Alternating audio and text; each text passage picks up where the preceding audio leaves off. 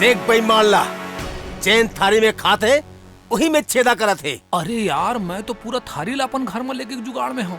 तो ला कुछ पिरात है का? पिरात है तब पिरान दे। गुरुजी के चीज ला चुरावा थस और पूछा थस पिरात है। अभी बताओ तो क्या होते?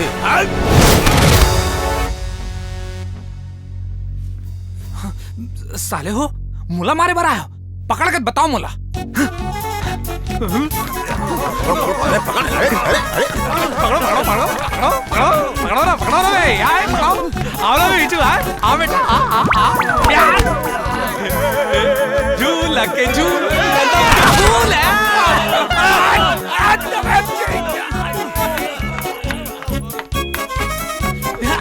आजा आजा आजा आजा अरे बाबू रे लड़का आजा ना।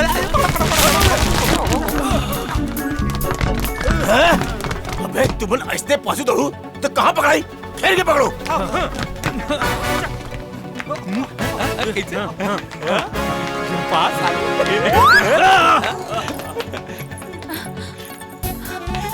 आदर गुड्डू ये डोकरा करिया चश्मा दिखती है तो ना भैरव खाली अदरा ये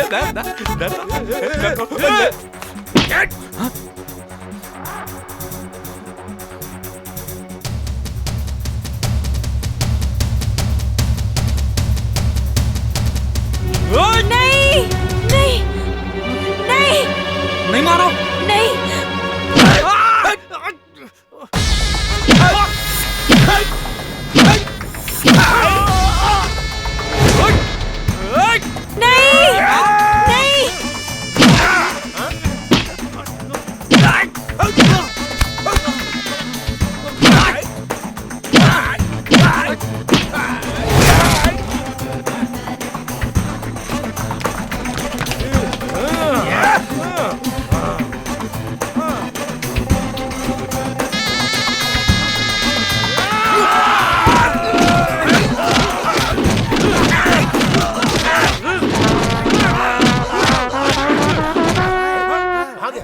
देखो ना बे।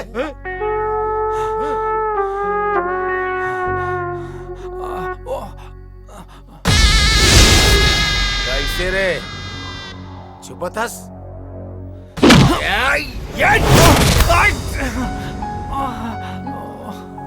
तोर में थोड़कन मर्दानगी हावी की नहीं? ओमन उतना धुरा तोला मारा थे और ते पलट के मार नहीं सकस।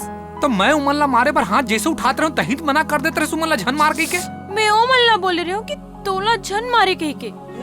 हत्रे मैं तो कंफ्यूजन में अतक मार खा गया जी। अच्छा एक बात बता, मैं उमल्ला अभी मार हूं तो तोला कोई प्रॉब्लम है का? नहीं। गौ गौ भगवान कसम, भगवान कसम, विद्या विद्या ईमान से तब फिर देख। अरे ओ कलाकार बंधु हो, थोरकन मोरो सुन लो। अरे तुमन तो अपन कार्यक्रम दिखा रहे हो, अरे महू कलाकार हूँ, मोरो कार्यक्रम ला तो देख लो। अच्छा ये बताओ तुमन कौन से ताल में मार खाओ? कर्मा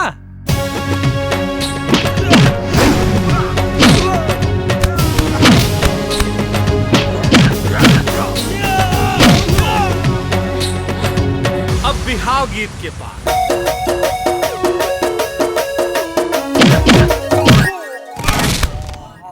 हाँ अब नचौड़ी पार।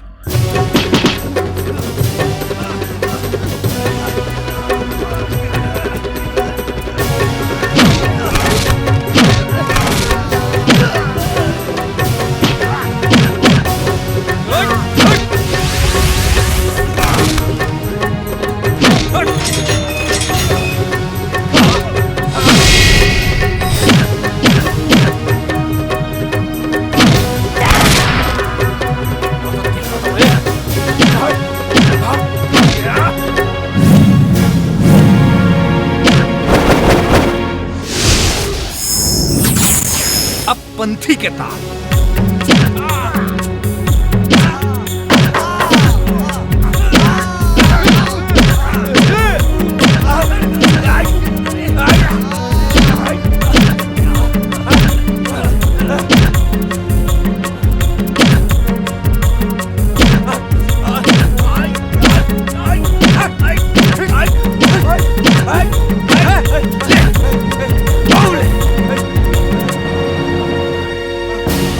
हमरा माफ कर दे भाई।